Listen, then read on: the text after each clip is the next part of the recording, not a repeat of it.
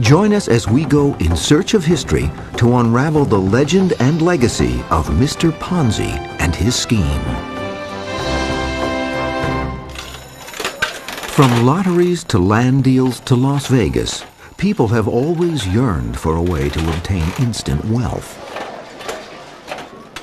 The beguiling notion of easy money often appeals to the darker side of human nature, when powerful thoughts of greed and avarice overwhelm those of reason and restraint. In Parma, Italy, in 1882, a boy was born who would grow up to leave his mark in the realm of get-rich-quick schemes, Charles Ponzi.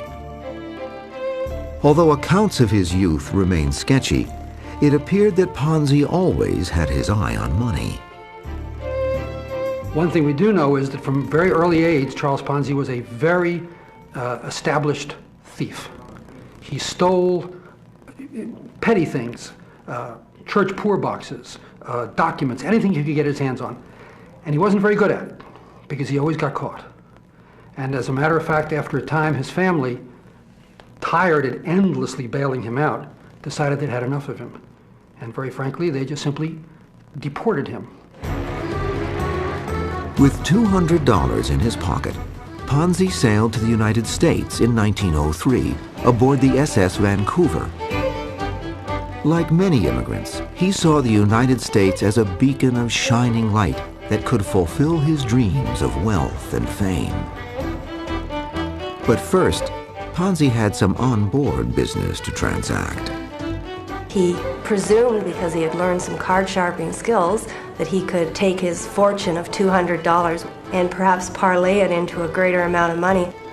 Unfortunately, there were some substantially more experienced individuals on the board, and when he finally landed, he had about the equivalent of $2.50 US, which was not a lot to make a good start in New York City. Ponzi, armed with a winning smile and infectious confidence, quickly learned to read and speak English. He tried his hand at a variety of entry-level jobs. He went to work as a dishwasher. He slept in the kitchen, apparently, at the restaurant where he worked. He bought a suit and became a waiter in the restaurant. Was doing very well. Ponzi's climb up the ladder of success was brief. He was fired within a very short space of time because he was being accused on an ongoing basis of shortchanging the customers and of falsifying bills, so that they had to let him go. Despite his early difficulties in the United States, Ponzi remained convinced he would one day amass a great fortune. In 1907, Ponzi moved to Montreal, Canada, landing a job at the tiny Zorosi Bank. The banking laws in Canada apparently were not terribly tight in those days, and if you had some money, you could open a bank. And because Ponzi was pretty good with numbers, he was hired to work as an assistant teller. The first thing that he found out by going through the books is that the bank had made some very bad real estate loans and was in great trouble. Charles Ponzi sensed that his hoped-for opportunity to get rich quick was at hand. With the help of an acquaintance, Ponzi developed a plan to take over the Zorosi Bank. Meanwhile, Ponzi was secretly depleting the account of an elderly bank customer by imitating her signature and cashing checks in her name. And the bank auditors were called in, and within a day they had figured out all that has gone on in that account, and Charles Ponzi was arrested. And then he was sent to jail for forgery, and he served 3 years in a Canadian prison.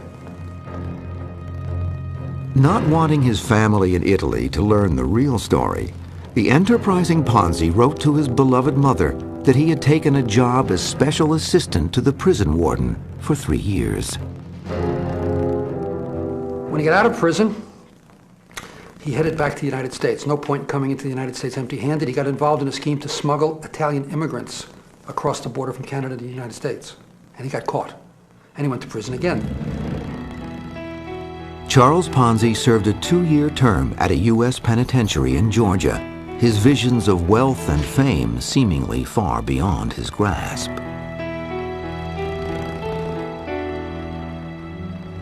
Upon his release in 1918, Ponzi made his way to Boston, Massachusetts, where he met and married Rose Gnecco, also an Italian immigrant.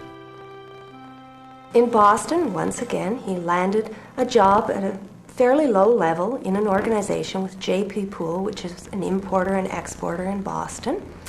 And he worked his way up. And really, who knows what might have happened if all of a sudden he hadn't had a correspondence with one particular Spaniard, and in the course of that correspondence he discovered what his so-called grand scheme would be. It was a simple 1-cent item that Ponzi saw as a $1 million miracle: the postal reply coupon. As America stood at the brink of the 1920s, it faced a time of great promise and wild financial speculation. Although prohibition had literally dampened spirits, the business world was booming, and there were untold riches waiting for those willing to take the risks. 1919, the United States felt full of itself. We had won the Great War. We had saved European civilization. America was confident, and the American working man felt that for the first time he was significantly participating in American success, in American growth. It was a big change. In Boston, Italian immigrant Charles Ponzi had been searching for his way to participate in America's success. In November of 1919, Ponzi, small in stature but big in dreams, determined that postal reply coupons could be his mother lode. In 1907, an international postal congress had agreed to issue postal reply coupons throughout the world. The bearers could redeem these international coupons for postage stamps in their local country. This was to address a real problem. Immigrants who came to America could afford to buy stamps. The relatives who stayed home could not. So this was a way to allow relatives back home to write back to the family in America. Vice-like pressures of inflation and depression were ravaging post-World War I Europe, but the U.S. dollar remained strong.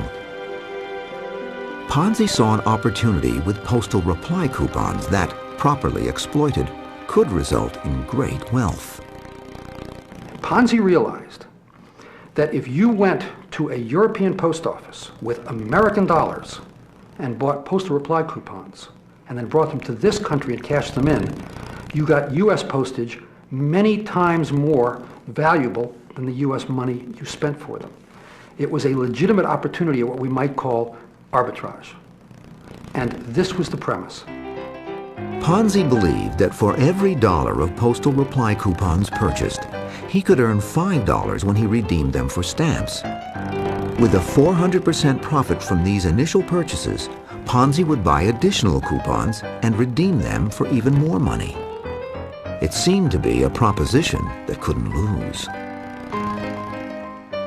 The ebullient Ponzi chatted up his convoluted idea to friends and associates in restaurants and clubs throughout Boston. He had this gift of gab, and he just had this overwhelming personality and the smile at all times. No matter how bad things got, he had the smile.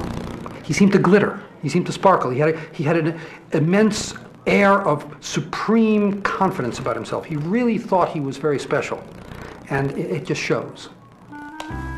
Ponzi offered anyone a cut of the action if they invested money with him. He promised investors a 50% return on their money in 45 days, or he would double their money in just 3 months. Ponzi assured them he was making a 400% profit on the purchase and redemption of postal reply coupons, so he could easily afford to pay out a phenomenal rate of return.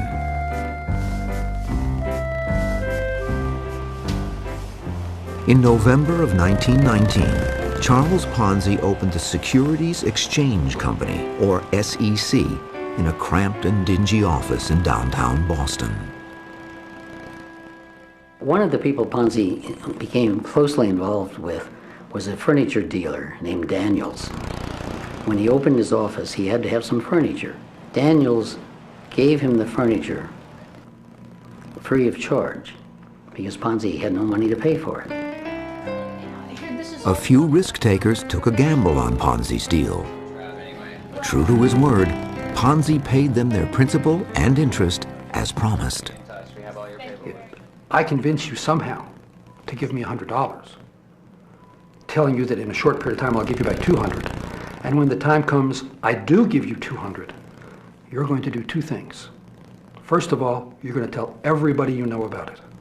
And secondly, you're going to give me back the $200. That's exactly what his investors did. Although word of this amazing offer spread quickly, Ponzi engaged sales agents, including his uncle who also invested, and paid them a 10% commission for every investor dollar they brought to the SEC. Ponzi himself would deal with the complexities of buying and selling postal reply coupons. All his investors had to do was hand over their money, and in exchange they would receive a note promising them a return of principal plus interest in 45 or 90 days. Ponzi couldn't print them quickly enough.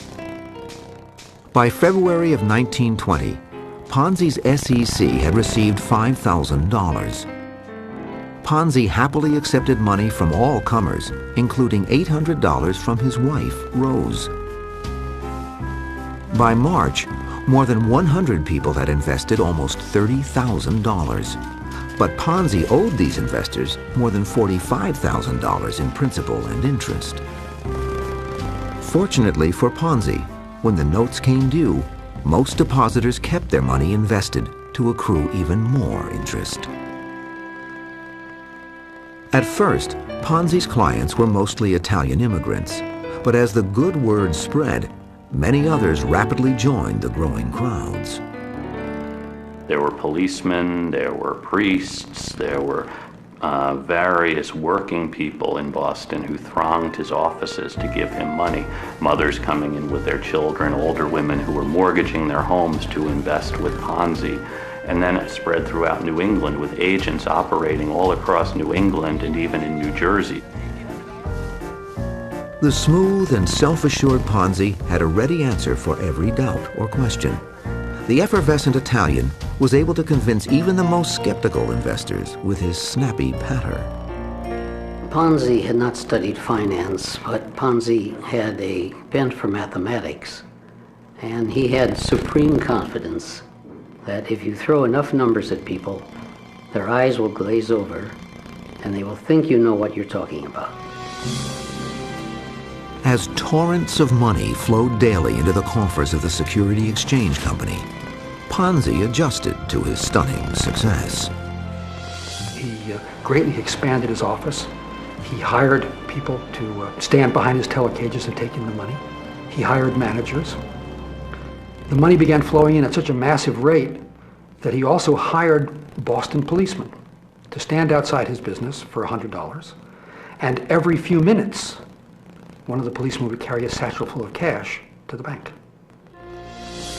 By May of 1920, more than 1,000 investors had bought $422,000 worth of SEC notes. With this cash in hand, Ponzi launched his next scheme. What he did was that he began depositing these huge sums of money that were coming in one particular bank in Boston, Hanover Trust. And his thinking was very simple. When I get enough of my own money deposited in that bank so that I am by far the majority depositor, I'll simply inform them that either they make me the head of the bank or I'll withdraw my deposits and the bank will collapse. Through these clever manipulations, Charles Ponzi received a controlling interest in the $5 million Hanover Trust Bank for less than $200,000. It was an astounding accomplishment for an ex-con who had been virtually penniless just 6 months earlier. Ponzi's young company had taken in $3 million by July, but owed investors $4.5 million. Charles Ponzi was succeeding beyond even his own wild dreams. But he stood at the top of a very dangerous pyramid. Every dollar made him richer and put him deeper into debt. And always he had this confidence that if he got enough money in the bank, he could buy the best lawyers, he could buy the best judges, and maybe he could use that money to invest in a real business that would get him out of the hole that the point of the pyramid was digging deeper and deeper every day. The sweltering Boston summer of 1920 was made even hotter thanks to Charles Ponzi and his grand financial wizardry. Immigrants joined their fellow Bostonians in ponying up millions of dollars to double their money within 3 months through Ponzi's postal reply coupon scheme. There are all kinds of anecdotes about the woman in Quincy who mortgaged her home for $8,000 to invest everything with Ponzi, and people who withdrew their money from banks to put everything with Ponzi. With income from his venture growing exponentially, Ponzi invested in the good life for himself. He bought a huge house outside of Boston, and he put in, at that time, we're talking 1920, he put in central heat and air conditioning, a heated swimming pool, that was unheard of. He spent $500,000 alone on the furnishings for the home, which is a lot of money nowadays, but back then that was a tremendous amount of money. Ponzi brought his mother Imelda over from Italy via first-class ocean liner, donated $100,000 to a local orphanage, and hired publicity agent William McMasters to help with the onslaught of notoriety. Ponzi, out for revenge, even bought the pool shipping firm where he had once worked, just so he could fire his former boss.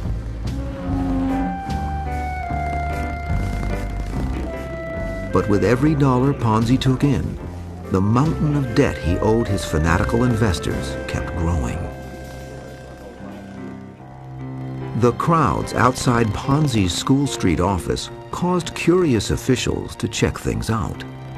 So 3 police officers came to Ponzi to find out whether he was legitimate or not. And after talking to him for a few minutes, 2 of the policemen decided to invest with Ponzi. And then it was estimated at the end that about a quarter of Boston's policemen were investing with Ponzi. 6 months earlier, the diminutive Italian had been flat broke. Now, Charles Ponzi was basking in his newfound celebrity, swarmed by mobs of cheering fans wherever he went. In the Italian neighborhoods of Boston, he was a god. Ponzi was the image to them of everything they dreamed of. He had achieved this immense success. Not only that, they were all profiting immensely. Their money was being doubled. Somebody asked a member of the crowd about who was a very important person in America, and they answered Charles Ponzi. And he was there, and he said, well, what about Columbus? And they said, well, Columbus discovered America, but you're the man who invented money. And that was the way they felt about him. He was idolized. The first chink in Ponzi's financial armor arose when J.R. Daniels, the furniture dealer who had helped start Ponzi's business, came back into the picture. In the early summer of 1920, Daniels decided to sue Ponzi for $1.5 million because Daniels saw all of this money going into the Securities Exchange Company. He thought he was a partner. Ponzi owed him money, so he decided to sue. And this was part of the beginning of Ponzi's downfall, when Daniels' suit brought attention to the fact that Ponzi was in this small office on rented furniture. How come he says he has all of these millions of dollars floating around? Although Daniels' claim was more sour grapes than a legitimate beef, an article about the suit published in the Boston Post brought a swift reaction. There was a run on Ponzi's Securities Exchange Company as some investors clamored for their money. One way Ponzi stopped the runs was by simply giving the money back. He could say, I can give away $200,000 a day and it doesn't hurt me. And this then would stop the run as people would say, look, he's giving the money back, and more people would line up to try to invest. Both the Commissioner of Banks and the Attorney General of Massachusetts had heard about Ponzi's company and sent some men to investigate. The Boston press also began to take an interest in the man people were calling a financial genius. One particular individual, Richard Grosier, the son of the publisher of the Boston Post, was perhaps a little more cynical than some, and he started asking a lot of questions. He sent out investigative reporters and said, no, this is too good to be true. Something is going on. And so he was really starting to ask a lot of questions. But on July 24, 1920, a surprisingly positive Boston Post article profiled Ponzi and his money-making machine. As a result, hundreds of people jammed the offices of Ponzi's SEC to invest. Prior to the article's publication, the millions of dollars that flowed into Ponzi's waiting hands had derived solely from word of mouth. He was averaging, in a very short space of time, about $250,000 a day. And that is a lot of money when you put it in the context of the 1920s. Back then, a millionaire was somebody who was very, very rare. And so somebody who was receiving in $250,000 a day, that was a lot of money to be dealing with. The same day the Post article hit the stands, Ponzi met with government officials at the Massachusetts State House. After determining that his books were too convoluted to sort out, Ponzi offered them a plan. Well, Ponzi really had no books. But he said, I will volunteer to stop taking in money while you're doing the audit. I will continue to pay out money because I am so rich I can afford to do this. But I won't take anything more if you think there's the slightest suspicious thing going on here. And they said, well, okay, that sounds all right to us. So they did not close him down immediately. In the meantime, Ponzi had been developing a new scheme that might free him from his looming predicament.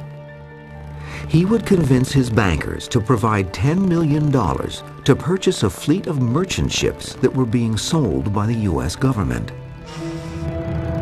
Ponzi's plan was to transfer all of his company's assets and liabilities to the proposed steamship company, allowing his investors to trade in their investments for stock in the new company.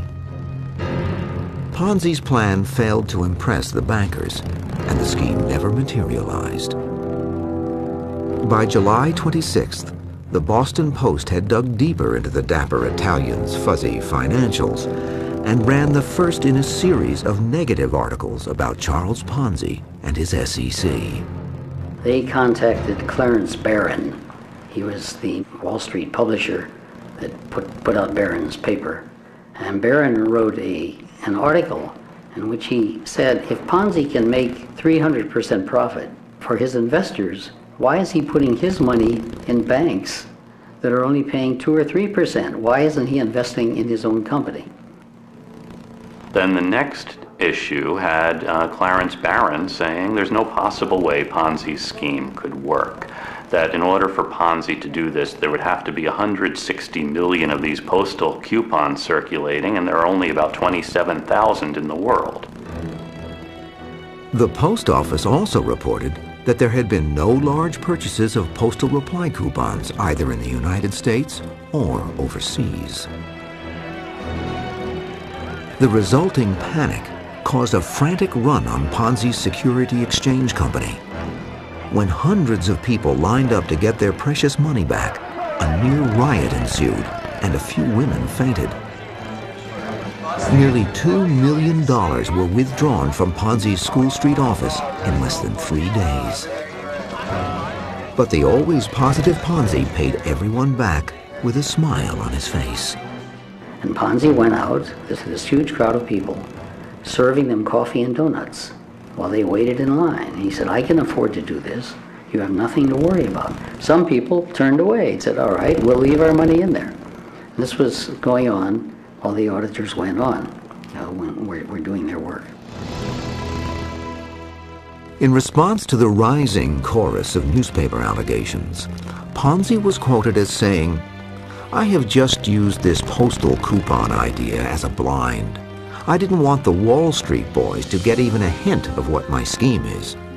As long as my depositors get their investments with profit, I don't have to account to anybody." Though Charles Ponzi maintained his exuberant demeanor, the noose seemed to be tightening. Ponzi's mother, interviewed by a local paper, said, "Sometimes I think it is all a dream, and I wake up and it will all be gone."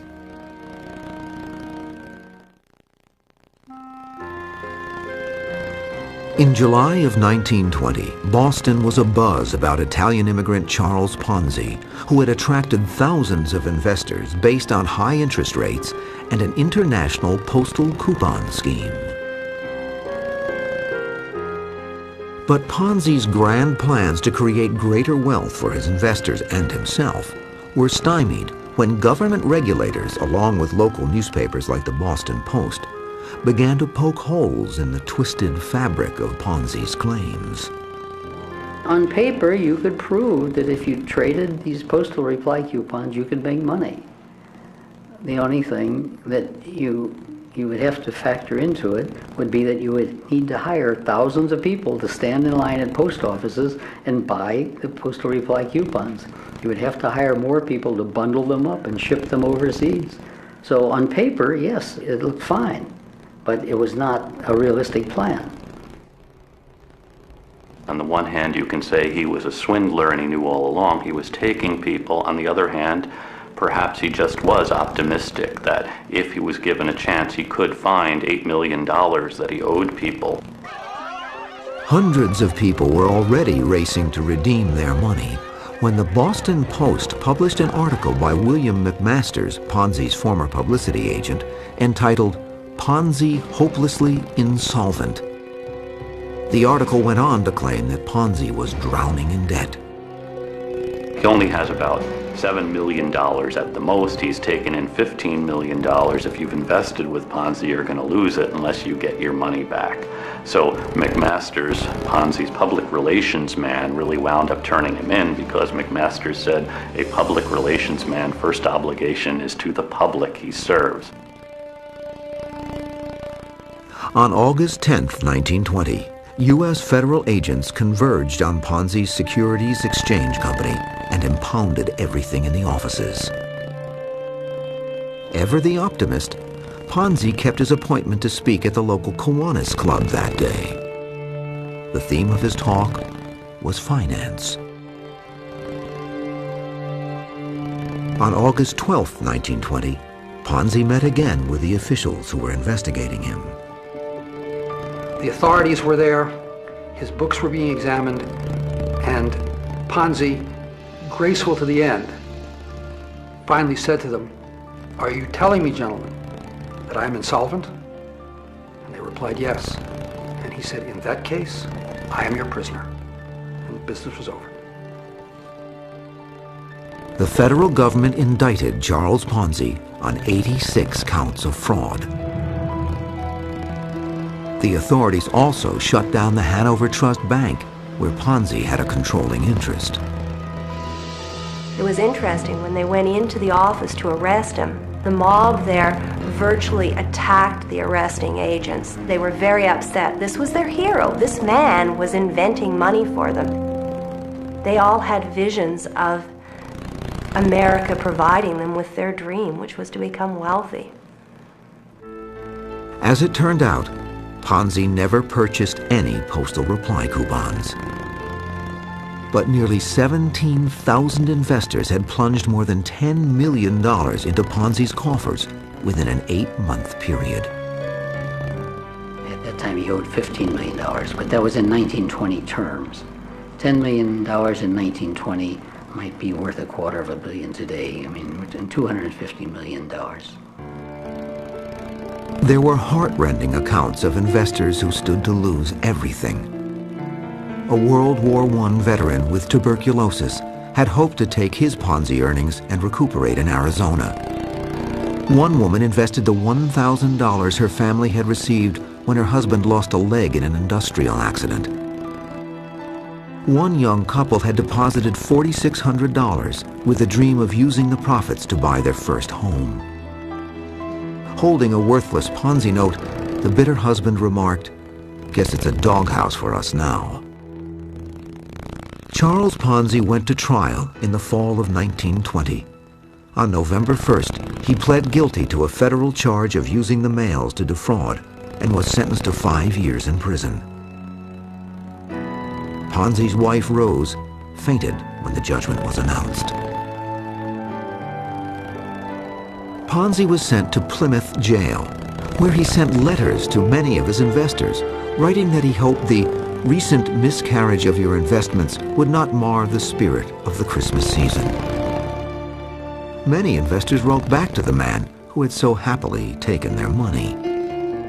Some of it were absolutely scathing. "You've stolen everything I had," calling him probably every name in the book. Some were very consoling and sympathetic with him and admiring, even saying what a great man he was. And he even received money. People would send money so that he could invest it when he got out. There were still believers out there. Ponzi served 3.5 years and was released in 1924 to face a Massachusetts state trial. Ponzi was convicted and sentenced to a 7 to 9 year term. While out on bail pending his appeal, Ponzi went to Florida to raise money for his legal battles. He brazenly created the Charpon Land Syndicate Company while he was there. Charpon, Charles Ponzi, and he sold land. The only problem with the land was most of it was underwater, and he was selling this to investors. The newspapers in Florida realized that he was the same Charles Ponzi who had pulled this big swindle. And he was indicted in Florida for fraud, and he skipped out and went to Texas. After a failed attempt to escape by ship, Ponzi was returned to Massachusetts to face his lengthy prison term. While befuddled government officials attempted to sort out his unconventional accounting methods. It took them years. And when they were finished, they had to admit that although they had determined that some significant sum of tens of millions of dollars must have passed through the scheme, they couldn't ever establish how much it was. In 1931, a bankruptcy court determined that the insolvent Ponzi still owed his remaining investors more than $2 million. Many depositors received just pennies for every dollar they had so trustingly invested.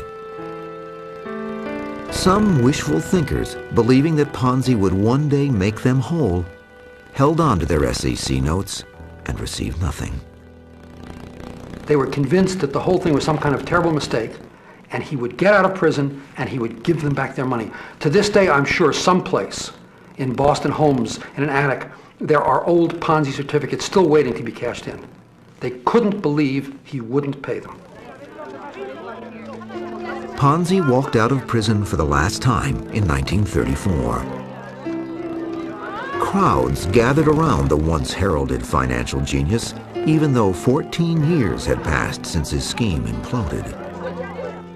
This mob was not a friendly mob. This mob was comprised of people that had lost their investment and still viewed him very much as a villain, someone who had ruined their lives and who had taken all their life savings. And in fact, in the crowd, there were a number of children, grown children of people who had invested with him. And these grown children were hostile towards Charles Ponzi because they felt that that had really decreased their opportunities in life as well. October 1934. America was in the midst of a debilitating national depression, created in part by reckless financial speculation and the collapse of the stock market. In Boston, Charles Ponzi had completed a lengthy prison sentence for swindling millions of dollars from several thousand victims during 1920. There was so much speculation by banks into a very hot stock market, which wound up collapsing in 1929. So in Ponzi's case, we really see a microcosm for what happens to the American economy in the 1920s. It was said that banks had been providing their investors everything except a roulette wheel. Just days after his release, Ponzi was deported to Italy, traveling in steerage class and leaving his faithful wife Rose behind. The once cocky immigrant seemed to be a shadow of his former self. In his final statement to reporters, Ponzi remarked, "I went looking for trouble, and I got it." Back in Italy, Ponzi reverted to his old self with a new twist to his financial trickery. Ponzi always had a plan for something that could turn things around. One of the schemes he came up with in his later years was writing his autobiography. He thought that if he could sell 1,000 shares in his autobiography for $25 apiece, that would clear just about all of his debts. There were few takers, and the book project faded away. Finally, Ponzi settled on a legitimate job. He did have enough stature or enough self-confidence to make a bit of a position for himself with the Mussolini government in Italy. And within a relatively short period of time, they sent him to Rio de Janeiro to be an agent for the Italian state airline. Ponzi was set up in Rio with servants and a limousine. But this return to the high life would end, this time due to circumstances beyond his control. The authorities in Rio began to find out that diamonds and minerals from Rio were being sent out on this plane back to Italy because World War II was coming on. And these were strategic minerals that could be used by the Italians. So they cut off the fuel supply to the airline. Now Ponzi is now in Rio with no job because the airline is out of business. Charles Ponzi spent the last days of his life in the charity ward of a Rio hospital. He died in 1949 at the age of 67. And when he died, the only thing on his bedside table of any consequence was an unpublished manuscript entitled The Rise and Fall of Mr. Ponzi. At the time of his death, Ponzi's estate was valued at less than $100, just enough to pay for a pauper's funeral. Although its namesake passed away, the legacy of the Ponzi scheme lives on. A similar fraudulent money-making operation reared its head recently in a tiny foreign country. The entire government of Albania collapsed just 2 years ago because there were so many Ponzi schemes going on and so many government officials letting them go on because the government officials had invested their money in them. In 1993, a modern-day Ponzi named John G. Bennett created the Foundation for New Era Philanthropy. Bennett convinced numerous charities and nonprofit organizations to invest with his foundation, promising to double their money in 6 months with matching funds allegedly donated from a variety of wealthy benefactors. By the time Bennett's scam was uncovered, organizations including Harvard University, New York's Metropolitan Opera, and the Special Olympics lost more than $100 million. After Bennett was sentenced to 12 years in prison, he claimed that his desire to do God's work had made him delusional. Today, the internet is a fertile home to thousands of get-rich-quick plans and surefire money-making schemes. And just about every single day, some willing participants are swindled. You may wonder what moves a person to choose to invest. And the first thought, of course, is, well, there must be greed. But what moves these investors is actually something else. And at the very basis of it, I think, amazingly, is a fear of looking foolish. If I invest and it isn't legitimate, I'll lose my money. But if I pass this by and it is legitimate, I'm going to look like a fool. The Ponzi scheme has achieved a certain infamy in the world of finance. Some believe its namesake would be proud of that dubious achievement. He would love it. Ponzi would think that his legendary stature today is exactly what he deserves. Ponzi stands with Newton and with Einstein and with the great creators of history. His name is enshrined, and I'm sure that he would be delighted.